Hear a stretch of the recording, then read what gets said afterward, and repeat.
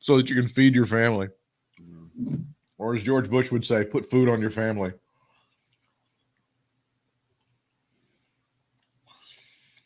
Let's see here.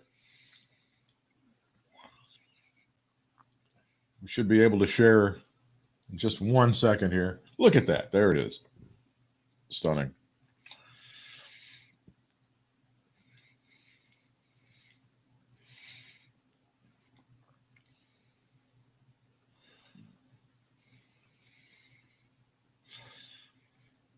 All right, there's that one.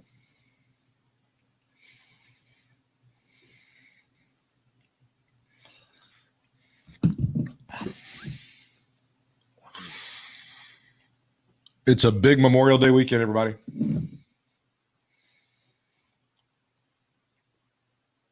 What about this huge golf rivalry between Bryson DeChambeau and the other guy?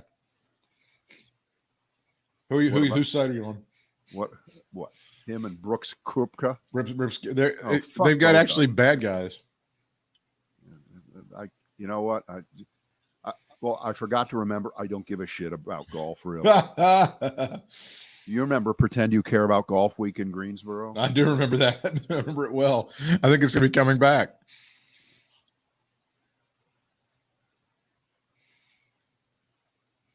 Can we get Jim Schlosser a scooter to move around the course now so he can ride for the News and Record? That was kind of mean, wasn't it? Things are so bad at the News and Record, they can't even afford the scooter. They'll have to steal one from Walmart. No, they're going to steal one of those little things that are tied to a pole on the street. Oh, the lime wires or whatever those things are called. That's what they're going to do. In order to promote the return of the lime wires to Greensboro, Mayor Vaughn has said everybody's going to go around in one of those.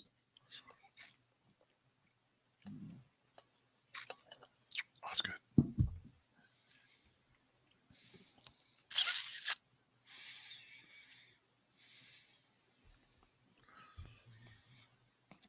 It's the age-old debate, Brad, for Memorial Day weekend. Beach or the mountains? Beach or the mountains? It's so hard. Which direction will the traffic be shittier from here? Oh, you ready for this? Okay, well, you know this. You get to the end of the month, and of course, if you're too dumb and lazy, if your car inspection is due on the 31st, you're now the last few days, right? Yeah, can't relate. Didn't do that last month. I know you didn't do that. Right. Wait. So I take the car in yesterday, and it's what, the 27th, right? What could go wrong? So they fix this recall thing that I've got, right? And of course, they didn't do the inspection first because they say that the girl that I told to have them do the inspection wasn't told. Blah blah blah. All right, communication breakdown. Okay, let me have my car back. Fine, great. This was at 11:30 yesterday morning, and the guy says, "Well, we can't do the inspection now because when you fix what we had to fix, which is this electronic thing, how they disengage the battery and your clock stop, all your radio set, everything is, and that also disables the computer that they check when they do the inspection of your car for I guess is that for pollution or something? There's some the emissions thing. Yeah, the emissions thing. Right. So the guy says, so we can't do it today. You have to drive the car at least 50 to 100 miles for the thing to come on. They just make shit up. I'm sorry. It's just they make shit up. What are you supposed to do? Go to Rockingham and do a couple laps and then come back?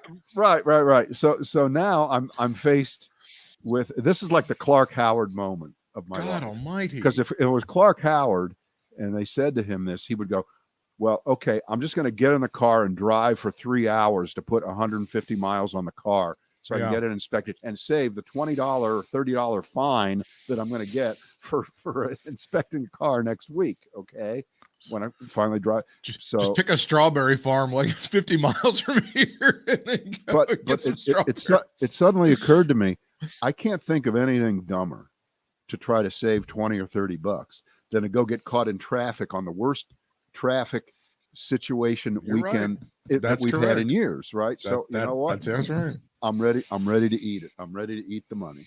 Of course, I'm not going to complain that, of course, last year I did get my car inspected on time, even though they gave everybody else 6 fucking months extra to do it. Did. And I would not expect to get any No. kind of a break of a So few I'm glad days. you're not. I'm glad you're not pointing that out. That's I'm really not gonna point it you're a out. mensch for not doing that. That's Not good. what I'm going to do. I'm not doing it. I just wouldn't think to do. And See, you guys that are watching this on the live, you get this. This is free entertainment. The podcast listeners won't be privy to any of this.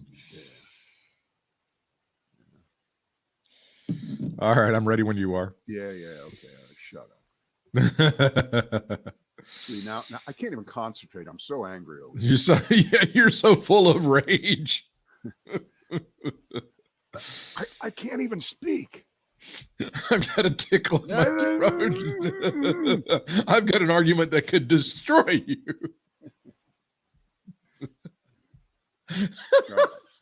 Ready?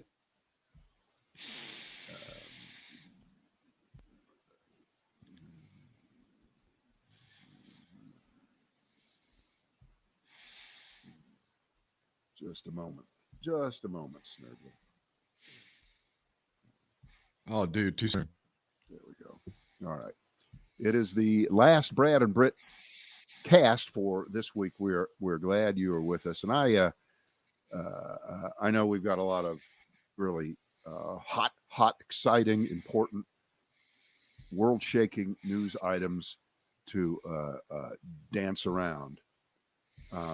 But I am fascinated with the Donald Trump, Robert Kraft, Arlen Specter, New England Patriots, Belichick bribery story, which I just don't believe that story.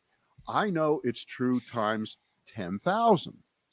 And after I explain it for folks that haven't been following this, I'll do it very, very quickly here. And then Britt will read verbatim out of the article that I'm going to paraphrase. Okay. There is one aspect to it that nobody is considering, and so here's the setup. And you know what? I don't even think we talked about this that much because we were on WZTK in Burlington, Raleigh, Greens in 2008, 2009, and we didn't talk about it that much. We didn't do that much sports. But it really was a big story. It was an important story because it was pretty clear to everybody that the New England Patriots had been cheating, if not for years, certainly at least a few times when they were caught stealing all kinds of information, setting up cameras, filming practices of the other team. Just the most illegal shit ever, right? Just ever. Okay. And so they get caught, and the commissioner, Roger Goodell, and I don't think he had been in the job all that long then. I think he was pretty new then. He was trying to establish himself, really. Yeah. He kind of let the Patriots off, you know? Although he would say, this is the toughest penalty we've ever done. It was a half-assed investigation at best. Yeah, you just completely faked it, okay? Yes. In fact, it really defines the term half-assed. Right. Okay. So now here we go. Senator Arlen Specter, Pennsylvania senator. He'd been a Republican. He became a Democrat. He was unshakable in terms of his integrity, even if he was an annoying pain in the ass for decades. He'd been on the Warren Commission. That's that's how young he was then. So here we are all the way up into the almost 2010. For my money, Arlen Specter does not get his due as being truly awful during the Clarence Thomas, Anita Hill hearings. Right. It's kind of been, there were several awful people. He should be top 2. Right. He certainly had his moment. But one of the things about Specter was nobody ever accused him of being bought, of being that kind of guy. He was just who he was. But he had integrity within that realm of, I don't agree with a lot of the shit that he does, but it was the Jesse Helms thing. You know, you may have hated him, but you knew where he stood. You knew where he stood. That nobody, bullshit. By the way, nobody ever accused Helms of being on the take either. No. All right, so here we go. So this investigation happens. It starts to happen. And Arlen Specter suddenly is contacted by, if not Donald Trump himself, an intermediary on behalf of Donald Trump, who is a friend of Robert Kraft, the owner of the New England Patriots. Right. And Trump either says or has the information transmitted to Specter that if he would like to make some friends in Palm Beach, if he would like to see some money drip into his campaign funds, he will drop any congressional inquiry into Spygate, as it was known, into the New England Patriots. Well, Specter doesn't want any part of it, and he just laughs it off. And the investigation kind of goes nowhere anyway. It kind of ends, and nothing happens. But as you know, the offering of the bribe is the crime. It is. Whether it's crime. accepted, if you shoot at somebody and you miss, you're still in trouble because you shot at them. That's correct. Yes. Right. So some people think that Specter was pissed because the Patriots had beaten the Eagles in the Super Bowl a few years before that. And there's always been, probably since Tom Brady became the quarterback. Okay, I'll do the cheap line. If you're gonna get pissed at people who've beaten the Eagles, get in line. I mean, come on, Jesus, seriously. Right. So fast forward to today and what we know about Donald Trump. Now, is there any doubt? Is there any doubt that Donald Trump wasn't doing what Donald Trump does, which is try to influence politicians with money? He bragged about it. Remember when he was running for president the first time? He was giving all these speeches where he would brag about, I know the system better than anybody. And you know what that system is. You know, I gave to Democrats, I gave to Hillary Clinton, I gave to this, I gave to that. So the one thing that's missing from everything that I've read is that Donald Trump never gave up his dream of owning an NFL team. Right. And Donald Trump never does or did anything as a favor to a friend without it being a transactional moment where he would get something out of his so-called generosity. And I believe that what that was all about was not that Donald Trump was really friends with Robert Kraft, even if they were the kind of Donald Trump, Robert Kraft friendship, handshake pictures, vacations, both rich guys, blah, blah. You know, Donald Trump has no friends, right? He only has acquaintances. Who would like that guy? Right. You pretend to be friends with that guy because you need something done or you want a favor. So that's all you do. My belief is that Trump saw an opportunity to gain Robert Kraft, who at that moment, and even to today, is one of the 2 or 3 most influential and important owners in pro football. He's the head of I mean, he is the man. Him and Jerry Jones, of sport. Right? You might as well just say all of sports because he is. Right. So I believe even more so that Trump did this because he thought if he could get this done, if he could get Arlen Specter to walk away from this, that Kraft would be so beholden to him that he would be a front man for Trump in trying to gain the ownership of an NFL team. And I do believe it wasn't long after that the Buffalo Bills changed hands. And remember how Trump thought he was going to get in on that deal? And even at that point, the NFL said, no, we can't do business with you, Trump. We do not want you in our club. There's never been any chance that he was ever going to come close to owning a team. It's never happened. That doesn't mean he didn't think there would be. Yeah, they might have let him think. Right, I mean, you know, and if I think he thought in his own mind. I thought the stripper may make me think that I have a chance to score with her, but that it's never. I was never really close. That wasn't going to happen. So yes, of course. And like the stripper, Robert Kraft never said to Donald Trump, "If you get this done." Trump thought that on his own. Of course, he thought that on his own. Of course, like a rube. And so all these years later, so we have the usual response, the usual suspects coming out of the woodwork. Trump, I never heard of this. I don't even know what you're talking about. Jason Miller, that pig, Yeah. right?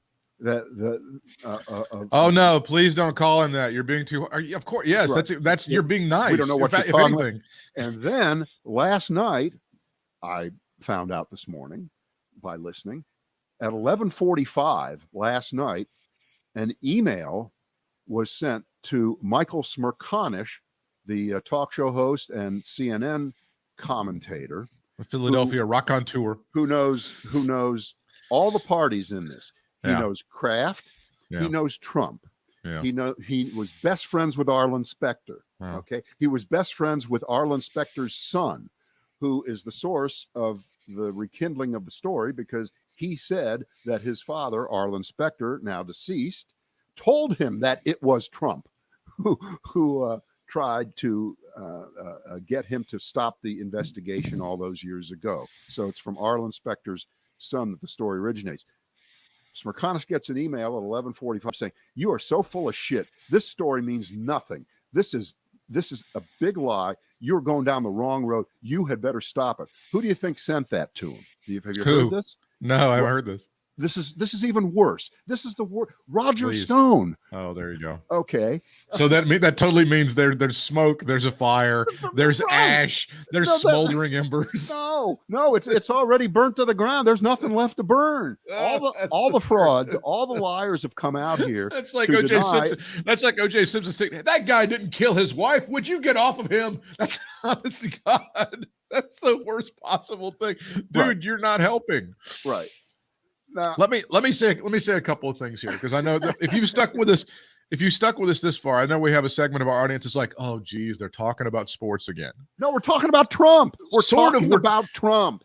If you need to seek out this story, which was written by Don Van Natta Jr., who is a tremendous journalist, and this is a great piece, and he took years to go through the archives. I think it was at the University of Pennsylvania. I'm not sure, but he went through Pitt. Oh, is it? Oh, so thank you for the correction on that. So because Pitt would never allow Donald Trump to go to their school, so they went on that one. So they go through the archives of like all of the papers of Arlen Specter, and they find all this. If you like journalism, if you're a fan of journalism, it's hard to find a better piece this year or almost any year than what Don Van Natta Jr. did for ESPN. Right. It is well documented. It's well explained. The story is very well laid out. I do have this kind of conceptual question, though, as great as Van Natta was. We talked to him once. He wrote the book about the presidents and their golf games. I think that's right. And this was written, of course, before the biggest cheater in the history of presidential golf became the president. Right. He ruined golf. Right. I think he added a chapter later on to include Trump.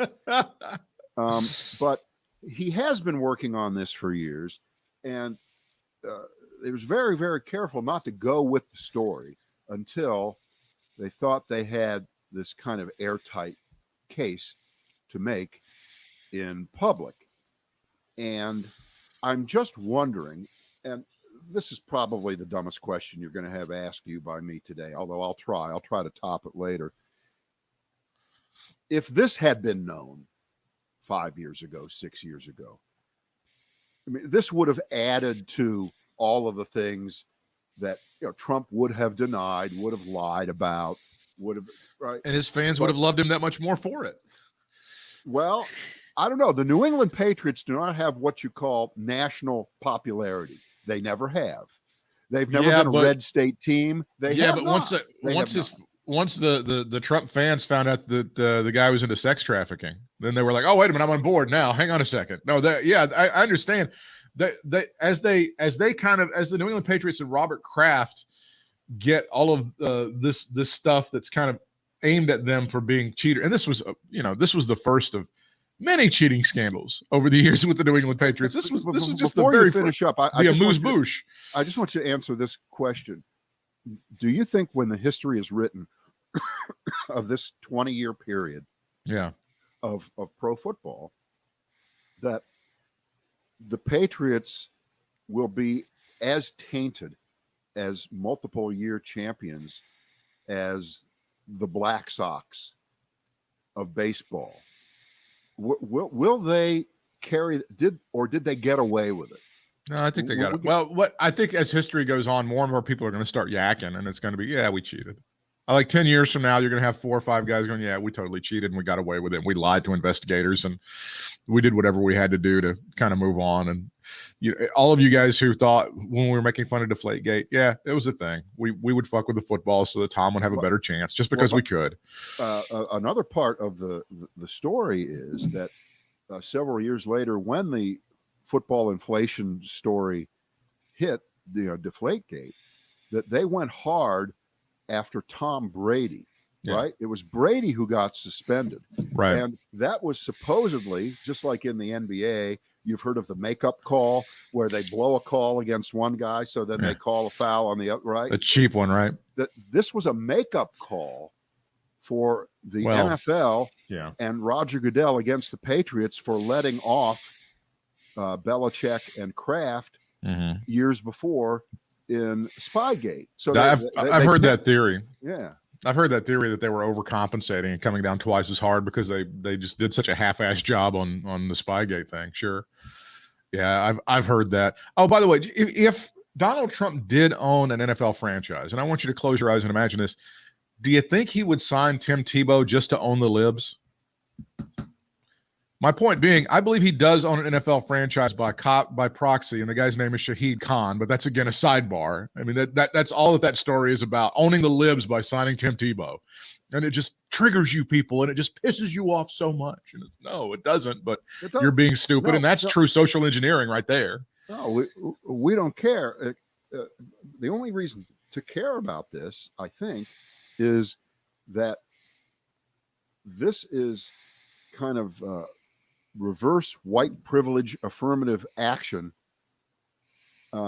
in this perverse way, because the one thing that most of us believe, and we stick with it as far as athletics go, is that the people who make it, high school gets whittled down to college gets whittled down to professional sports, and those are the best of the best of the best. Like the lousiest guy in the NBA was 10 times better than anybody that ever played in your high school, right? That's how good they are. And here it is, Tim Tebow, who is a just flat out proven failure as an NFL player. He just didn't have it. He had a couple out of mind moments, but he couldn't build a career. And that was the end of him. And so then he became a shitty baseball player for 8 or 10 years. And but you're aware, I believe he's 32 or 30. Yeah. But the narrative on this, and it has been said by no less than the great Skip Bayless, whose own brother can't stand his ass. He was not allowed to perpetuate his career in the National Football League because of his religious beliefs. That's really what a segment of America believes. A segment of America believes Tim Tebow was more than good enough. And he had a tremendous run that one season in Denver. They won a football game. In fact, stupid-ass Skip Bayless, who gets paid a lot of money to say bullshit like Tim Tebow was one of the best clutch performers in NFL history. He actually said this with a straight face.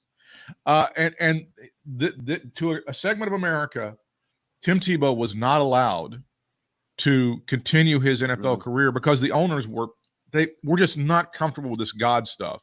And now Shahid Khan, who, this is where I point out that he's a half owner of a wrestling promotion, tells you a lot right there, has decided, I'm going to show you motherfuckers. We're going to own the libs. He owns the Jacksonville. He owns the Jacksonville Jaguars.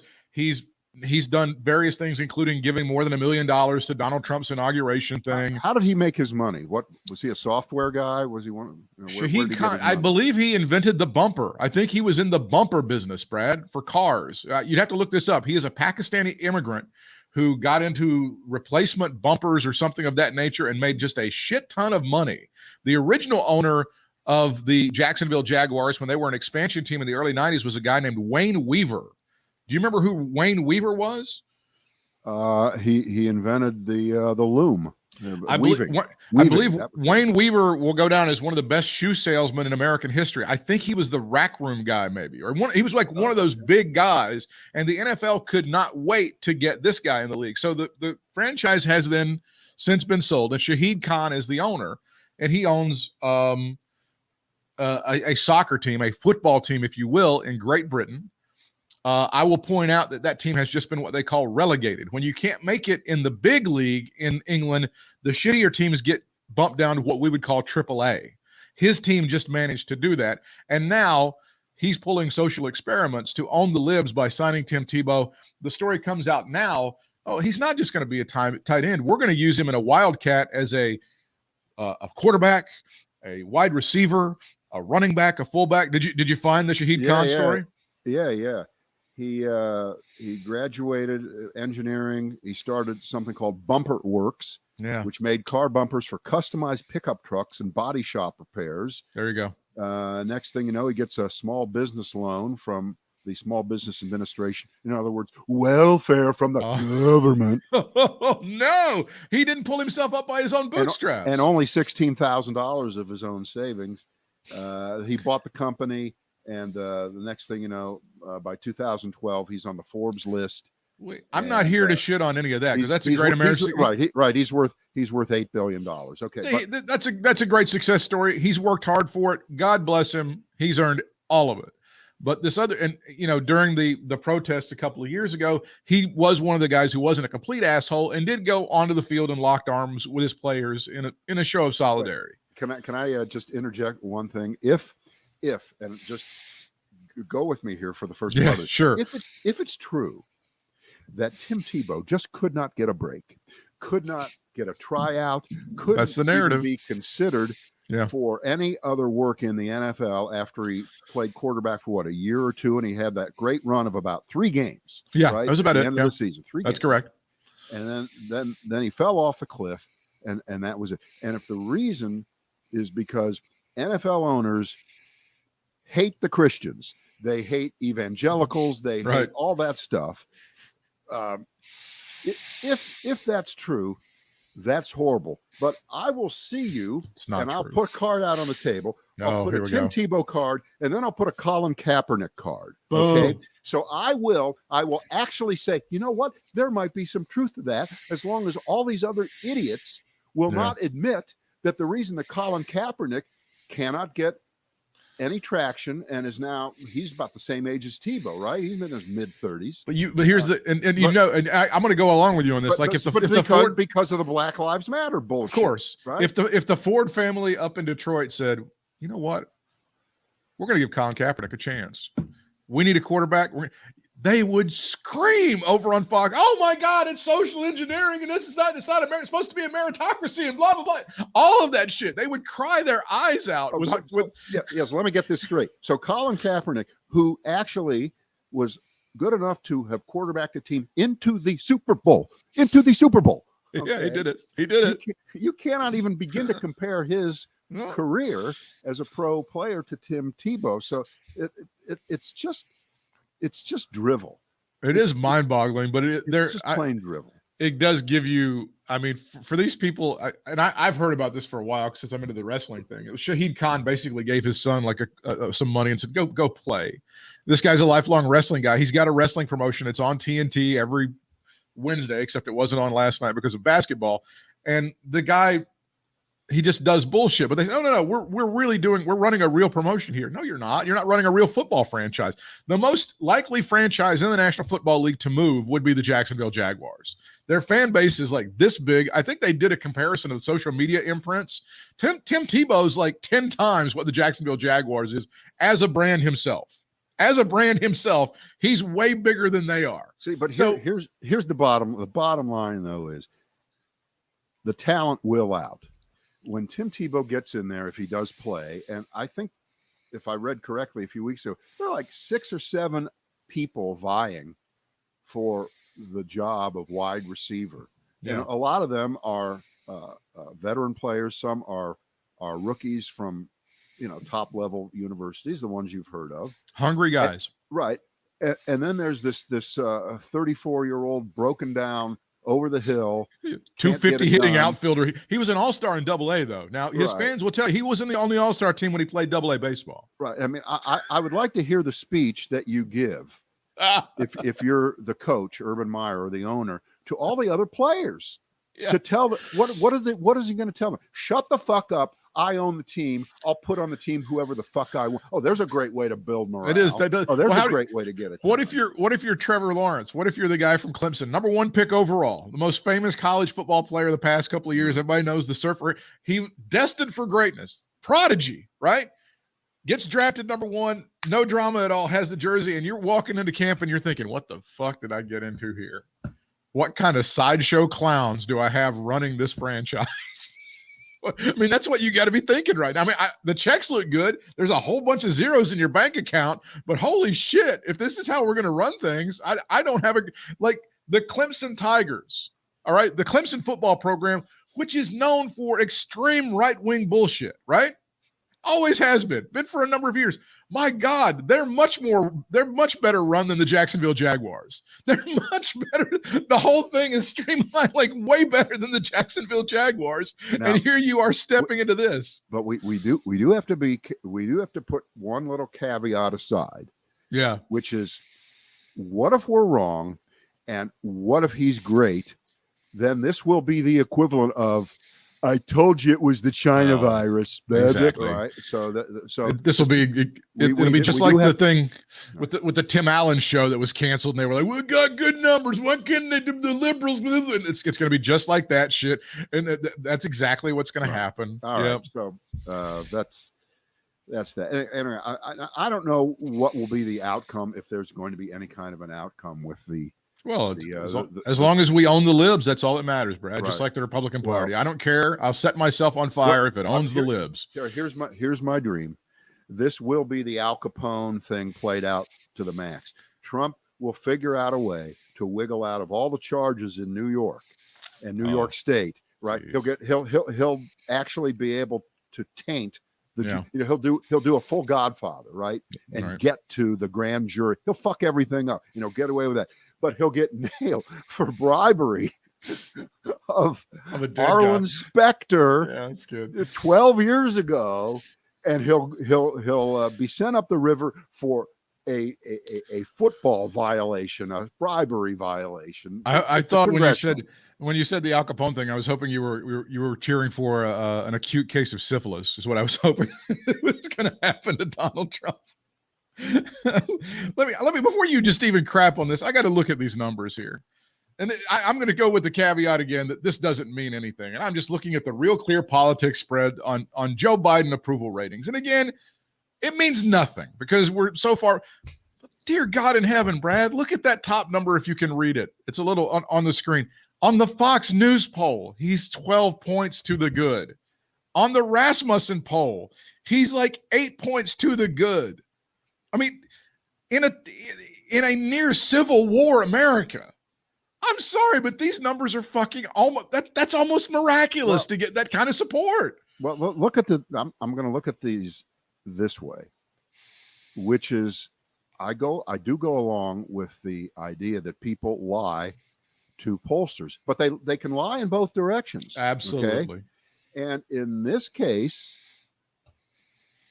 there are clearly a lot of Republicans and a lot of Trumpers who lie, and they say, I would never vote for Joe Biden. I hate Democrats. I hate liberals. I hate Black Lives Matter. I hate AOC. I hate this. I hate that. And then when the pollsters call and they're anonymous, guess what they say? Yeah, he's done okay. Now, that's the opposite of what happened in the polling leading up to the election, where they either couldn't reach Trump voters or people lied and said they wouldn't vote for Trump because it's not fashionable to say you're voting for Trump in public, but they voted for him anyway. And I think you're seeing the flip side of that, and it's in favor of Joe Biden. I mean, this goes under the headline of, you know, if the election were held today, because it really doesn't matter what his poll numbers are right now, but it kind of does, because Donald Trump could never get out from underneath 43. When he got to 46%, it was party time. They threw a party, and then Rasmussen would do a poll, and he would be at 51%, and Drudge would go Trump over 50%. They would make it seem They would make it seem as if Donald Trump had done something miraculous. the opposite is true right now, and it could certainly change, that Joe Biden has outperformed expectations in the polling in a way that we haven't seen in our lifetime. We've never seen this. It You've feels never seen like it. I've never seen it. I believe you would call this on Wall Street. Goes your financial. It feels like a relief rally, is what it feels like. Well, there is part of that. There's part of that. But as they move down the road here, and they've run into all these roadblocks on the latest legislative efforts, in terms of infrastructure, and other things. The setup here and the fake argument that and boy, I'll tell you what, someone's going to get their neck wrung. I may have to reach through the television. I usually don't threaten that, but I may have to do that.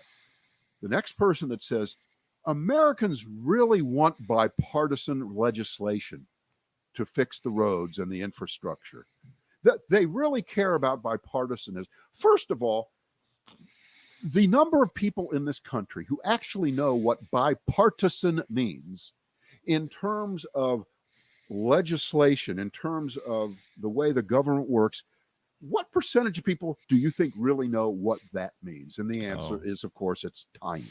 They very tiny. Don't care. And if you look back in history, yes, a lot of the most important things that were ever done were done with good faith efforts by what was two parties in the past. That does not exist anymore. There is not a good faith effort by one of those parties to do anything. They believe, and I think this is inarguable, they believe that anything they do that can result in a Joe Biden signature moment is bad for them politically. There is no compromise that will not help Joe Biden more than it helps them. Therefore, we're not doing it. All right? So how do you negotiate? This is like negotiating with Hamas, okay? Well, with terrorists, when one side is completely dedicated to destroying you, driving you into the sea, and taking all your shit, which is what Hamas wants to do with Israel. Yeah. It's kind of hard to negotiate. Yeah, where do we start from there? Where do we start? Right? It's like going into divorce negotiations when all you do is call your wife the C word. I don't know how we come back from that. I don't know how we start a dialogue. It's in their charter. It's in their charter. And I'm not disregarding everything that's going on now. I'm not disregarding too many settlements by the Israelis. Right. And Netanyahu trying to save his ass and all that stuff. Yeah. But if you just look at this as a bipolar kind of thing, Israelis and Hamas, not the Palestinian Authority, but Hamas, which runs the Gaza, it's their gig. They took it over. They're dictators there, and they lob rockets at Israel because they use a Mazola corn oil and sticks on the ground, and they put a wicker in there and they lob it over to Israel, so you can't stop that. But the Republican Party is not that much different. They're not that much different. And this now goes back. We know how far it goes back. It certainly goes back to the Obama years. It goes back to the Bill Clinton years. And it goes back to the sick mind of Newt Gingrich. Yeah, it does. He is the one who developed the true modern today view of how you negotiate with Democrats, which is that you don't. You tell them my way or the highway, and you shut it down. They don't like it. Fuck them. Right. And you're seeing that now. And the game, if you want to call it a game, is to try to see who is more responsible for the fact that Republicans won't negotiate. Is the Democrats' fault that we won't negotiate? I love this. That's a great story. It's their fault. See, that's the shit that drives me crazy about the media. Is it's always like some sort of, like you said, it's this kind of binary thing where it's fake balance. It's fake balance. It is. It's like, they don't negotiate. And God, that's got to be Nancy Pelosi's fault. The fact that these people have a gun to their own heads and are ready to pull the trigger.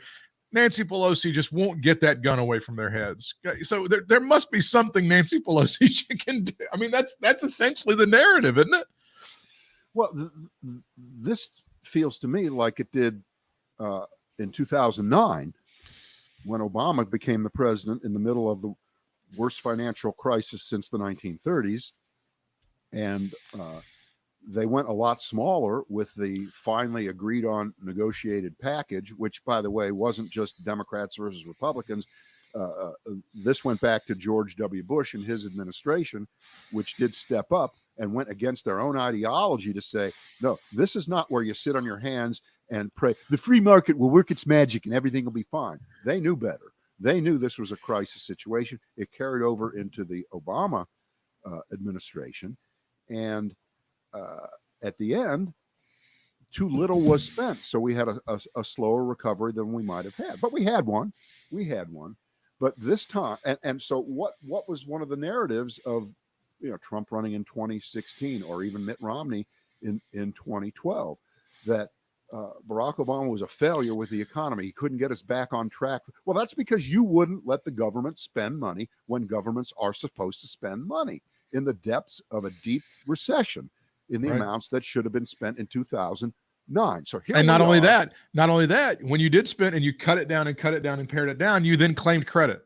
You then claim credit for things that you voted against. Even worse. So now we have the same issue.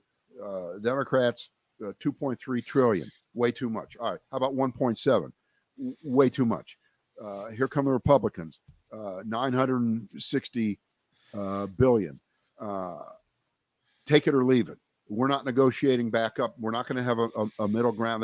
This is our final offer. That's what they're going to say. And eventually, maybe something will happen. It probably won't. But either way, it's probably not going to be enough. So then, years from now, the Republicans will say, well, Joe Biden failed because he didn't fix all the bridges in the... What? Because you wouldn't let him. You wouldn't let him spend enough. Right? Or there will be a brand new bridge, and I'm just guessing that the Republican, and I haven't read a thing about this yet this morning, but whatever package that they've come up with, I guess a lot of it, about half of it, is for roads and bridges. Right. And there is that famous bridge between Cincinnati and Kentucky, the one that's like 100 years old, the one that's Covington, Kentucky, down. over the Ohio River. So what senators from which state do you think will be the first ones to stand in front of that refurbished bridge, where money a golden will be shovel, right, with the golden shovel? When the construction starts, it'll be Rand Paul and Mitch McConnell. Right? It absolutely will be golden shovels. Yeah. So that's exactly what's happening. So we I know that the definition of insanity isn't doing the same dumb thing over again, expecting a different result. The definition of sucking is doing the same thing over and expecting a different result. This is one last look at this, because if you blow this up on your phones or on your computer screens, you'll see some of the least favorable poll on this Real Clear Politics average belongs to Daily Kos and Civics. 1,464 registered voters. Right, the most identifiably liberal. Exactly. So if you follow the narrative, those people should have him up by, it should be 98% approval for Joe Biden. They give him the +2. It's the worst out of all of it. Rasmussen quadruples the support you find in the Daily Kos poll. I know, but I wouldn't take anything out of this in terms of it being a meaningful measure of where we're going to be in the future, because these are backwards looking polls. You got to give him, but you got to give him some sort of credit. It's great. I think it gives him the room. It gives Democrats the room to credibly say that, yes, we're having problems getting a bipartisan deal done here, but the American people really are for this. And bipartisanship is not just about politicians. It's about citizen bipartisanship. All of us agreeing that whether we're Democrats or Republicans or liberals or Marxists or conservatives or right-wingers or Trumpers, we don't want the bridge to fall down when we drive over it. Yeah, okay, we that's all true. agree on that. And just because they can't agree on that in Washington, D.C., does not mean that the rest of us don't want these kinds of things that have been put off for years, decades, even. I mean, how many stories do you have to hear about the water system of blank city has pipes that were built in the 1800s? Oh, without question. How many times do you have to hear that before you look, wait, what is that? There's a million things that are going on, including, the energy infrastructure in Texas, which has failed, as we know, recently. Did you see what they're going to do? What's the deal? Well, you want to talk about kicking the can down the road. Apparently, they've got some kind of cockamamie plan to stretch out the payments, the way to compensate, the way to fix things over decades. They think that a couple of bad weeks at the beginning of 2021, first of all, will never repeat themselves. Okay. And second of all, we can just extend out the amount of time to pay for the repairs and, ad infinitum, way out into the future. This is like when you get a car now, because the price of cars is so high. I see they actually advertise car loans of 72 months. Okay. Oh yeah. 72 months. So that's 6 years. Six fucking years. And I think there are 7-year loans. That was that 84 months. Sure. And that's not a good way to buy a car. That's also not a good way to fix shit in your state. But it sounds a lot like a mortgage, doesn't it? And you know what the term mortgage literally means, translated from the French? It's death pledge. That's what it literally means. Yeah. We finish up with this one piece of information. It's been nearly 100 days since Rush Hudson Limbaugh III has died, and they figured out what that coveted noon to 3 time slot is going to mean at your favorite radio station that you haven't listened to in at least 10 years. Rush Limbaugh's time slot will reportedly be taken over by conservative duo Clay Travis and Buck Sexton. You may not be familiar with these people if you're not deeply into anti-woke culture and right-wing toxic male grievances. Well, if you watch Fox a lot, they're on quite a bit. Clay Travis hosts the morning show on Fox Sports Radio. He has a brand called Outkicked, which was recently purchased by, I'm not sure if it was 21st or if it was News Corp, but it was one of the Fox buddies who bought his website and his brand, and it's made him. He's got a law degree, possibly from Vanderbilt. He's a pretty smart guy, but he's all in. There's this segment of sports talk radio with Barstool Sports and with Clay Travis. They're going to seize sports back for good heterosexual Republican meat-eating white guys, right? That's basically what it is. And this woke stuff, they've had enough of this shit, and we're going to get back to basics. That's essentially the Clay Travis brand. I love that, because there's kind of a problem with that idea, and here's why. Because the NBA is like 80% black guys. The NFL is about 90% black guys. That's right. Okay. and baseball is about 70% Latin America, non-white guys. That's right. And so you can't have it both ways. You really can't. You cannot appreciate what athletes do and not appreciate that athletes are people. They are citizens. They're like the rest of us.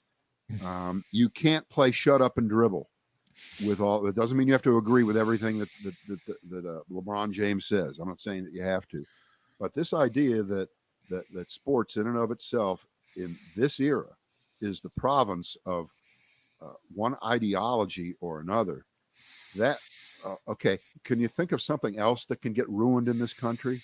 I'll put that on the list if they want to ruin that. But now. Yeah, but you know what? I don't think that this show is being offered up. It doesn't mean stations are going to take it. The only stations that are going to take it are the ones that they cram it down, that are owned by the same company that owns the show, right? They own the stations. You're taking the fucking show. So I think I said this offline a couple of days ago, and people may not have heard this story because they don't give a shit about this stuff. Like, you and I follow this.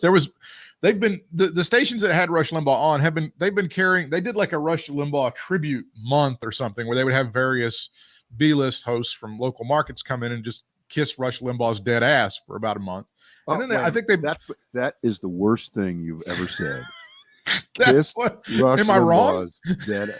No, but Am I wrong? I don't, we have children listeling. We have children watching. It's a family show.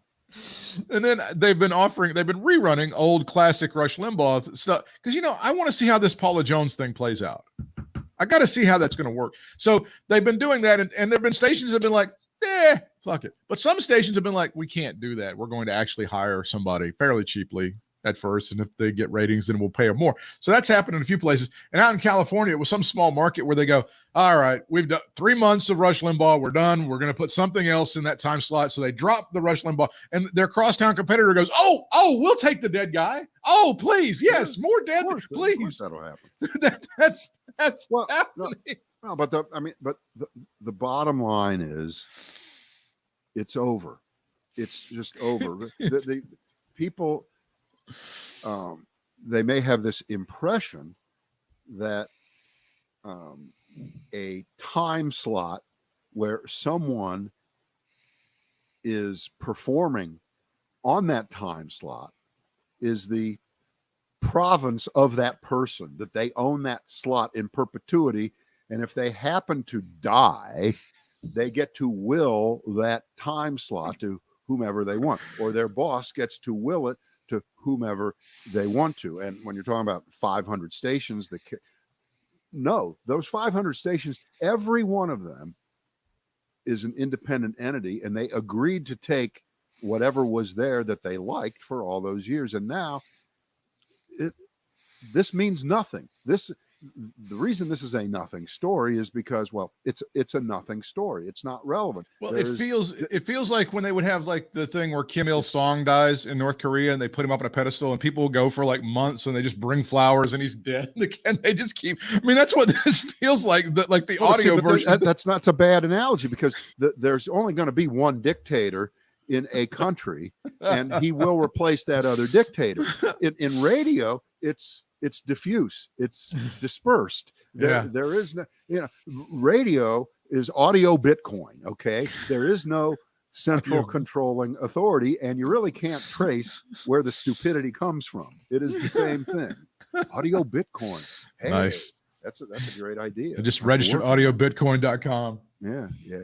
All right, everybody. Have a good weekend. We're off on Monday. If you're going somewhere, please drive carefully. Use your seatbelts and shit. I don't have to tell these people. You're not stupid. But I still, you hear these NHTSA spots. I don't know why you do it. You're like a fucking cliche. I know. And give yourself a little extra time. And if you could flip your calendars too. Yeah. And I have a programming note. What? No, they still run spots. Like NHTSA still runs spots, and it's like a surprising number of people don't wear their seatbelts all the time. Oh, yeah, but guess what? Since the laws have been in place for about 40 years, you ain't going to do it now. I would love. Wouldn't you love to see a Venn diagram of people who don't wear seatbelts? Yeah, didn't get vaccinated, refused to get vaccinated. What do you? That center. I'll bet you it's a libertarian fever dream. It's like all of those people in that Venn diagram, they worship Ayn Rand. They've got Ayn Rand posters that they jack off to. Ask it from the opposite direction to people who wear their seatbelts but will not get vaccinated. Believe me, you have a much better chance of dying if you don't wear your seatbelt and you're in an accident. So you've decided to wear your seatbelt, but with the vaccine, you have an almost 100% chance of not dying, and you don't even have to think about it once you get the shot. That's the great thing about a vaccine. Holy shit, it's the dream. You put it in, and you're done. It's over. This is the miracle of science. We are living through a time of scientific miracles that we just take for granted. Right. We just take it for granted. Holy shit. How the hell did they come up with this thing? I still can't figure it out. But you know what? That's why there are smarter people than you and me who did really good in science. That geek down at the end of the classroom who you made fun of, guess what? He just saved your life. They just saved your life. He just saved your, and he's got $1 billion company now, so suck it. Right. But you know what? That kid doesn't wear a seatbelt. Does not wear a seatbelt. Expressing his and by the way, is a huge Tebow fan. Oh, Huge. Yeah. Loves It's himself Tebow a time in Tebow. Jacksonville. Oh my! I'm sure he's got the biggest selling jersey in the NFL. I bet there's a bunch of idiots that are ponying up $160 to get that stupid ass jersey. Oh, I guess the big question I have: why? Why? Leave Britney Spears alone. See you guys.